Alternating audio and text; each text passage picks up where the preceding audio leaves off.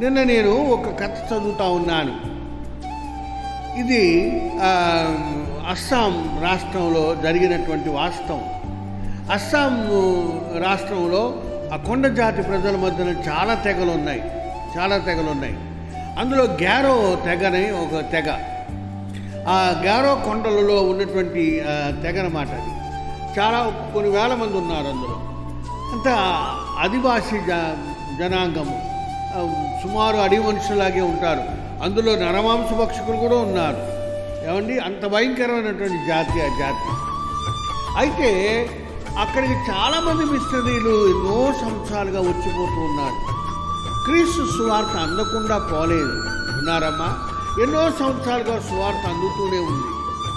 అయితే ఆఖరిగా ఒక మిషనరీ గారు అందరూ వెళ్ళిపోయిన ఆయన ఓపిక పట్టి అక్కడ ఉన్నటువంటి ఆ ప్రజలకు తన ఉన్నంత కాలం అంతయు కూడాను ఓర్పుతో సహనంతో ఆఖరి గడి వరకు సువార్తను అందిస్తూనే ఉన్నాడు.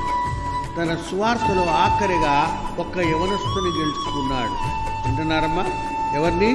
ఒకే ఒక యవనస్తుని. అతని పేరు నాడెక్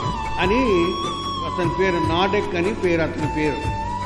యవనస్తుడు, వివాహం అయింది, 2 బిడ్డలు. వింటున్నారమ్మా? అతను ఒక్కడినే గెలుచుకున్నాడు.